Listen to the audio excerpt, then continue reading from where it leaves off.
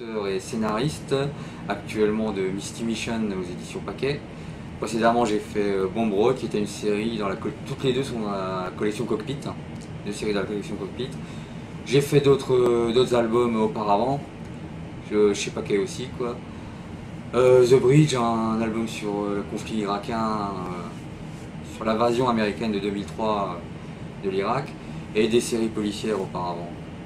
Et je suis arrivé dans la BD, comment dire, j'allais dire par hasard, pas par hasard, mais parce que j'aimais dessiner. Et j'étais un grand fan de BD depuis que j'étais petit. Et voilà, ça m'a toujours... ça m'a plu, à une époque j'étais vraiment fan de comics US. Alors que je lisais pratiquement que ça, très peu de BD européennes. Et c'est là que je me suis lancé. Alors depuis que je dessine, je ne lis pratiquement plus de BD. C'est comme tout le monde je pense. C'est le même problème. Alors c'est pas une question qu'on n'aime plus, mais c'est qu'on n'a pas le temps quoi. Et ça, j'ai par exemple une pile de BD chez moi, j'ai acheté en festival, envoyé un truc, mais je ne les lis pas, parce que je ne trouve pas le temps. J'ai toujours une raison pour ne pas les lire. Voilà. Il y a deux choses, c'est que d'une part je suis un passionné d'histoire.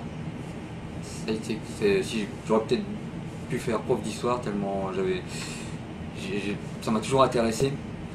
Et alors, à une période c'était plus la Seconde Guerre mondiale, après ça a été d'autres conflits, j'étais surtout sur le XXe siècle quoi. Et puis en même temps l'autre chose c'est que j'aime le trait réaliste et j'aime rendre dans le détail les choses, alors que ce soit aussi bien scénaristique, c'est-à-dire que j'essaie toujours dans un cadre le plus réaliste possible. Même si les personnages sont imaginaires, il faut que le cadre du récit soit extrêmement précis. Donc des fois ça va à la journée. Alors, pour expliquer un truc, c'est que dans le tome 2 par exemple, il se retrouve à un moment donné pendant l'offensive du Tet. L'offensive Tet, c'était une grande offensive Viet Cong et nord-vietnamienne sur le sud Vietnam. Et ben j'en suis à voir les dates aux heures des attaques et tout sur les bases pour savoir exactement ce qui se passe. Et donc donner un cadre extrêmement précis quoi, et réaliste pour mes personnages. Et donc ça va de pair avec un dessin tout aussi réaliste. Là, il y a beaucoup de documentation. C'est-à-dire que je recherche sur le matériel, vraiment ça va... Pour les avions, les hélicoptères, tout ça, on a ce qu'on appelle, c'est plus pour normalement à la base pour les maquettistes, pour les gens qui font du modeling, c'est les walk-around.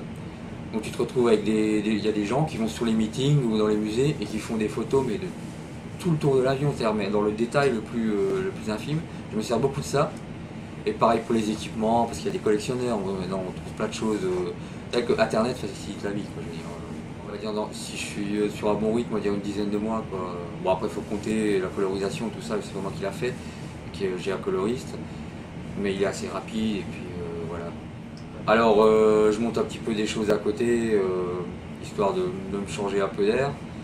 Même si là, je travaille sur un projet qui se passe en 1945 à Berlin, sur les derniers combattants, ils n'étaient pas allemands, mais ils étaient français, quoi, étrangers. C'était les volontaires SS étrangers, donc je fais un truc sur eux sur vraiment la dernière semaine, quoi. Quand ils rentrent dans Berlin, ça a été les derniers défenseurs quoi, à se battre contre les Russes, quoi. Mais jusqu'au bout, parce que c'est vraiment, ils étaient 300 et ils se sont battus comme des lions jusqu'à la fin. Alors c'est des sujets on va dire, plus délicats à manier ou plus, mais j'ai déjà essayé d'en parler au public et finalement les gens, comme on a un public de passionnés d'histoire, on n'a pas cette espèce de comment dire, il n'y a pas de considération politique dans l'histoire. Ce que je fais, c'est pas quelque chose de politique, hein, c'est vraiment du récit historique et voilà, mais militaire. Mais il n'y a pas de considération politique dans ce que je fais. Et ben, moi je dirais Stan Lee, parce que où est-ce qu'il a trouvé tout ça? Parce que franchement, faire avec un type qui se fait piquer par une araignée, faire un personnage comme Spider-Man ou Hulk ou je sais pas, voilà.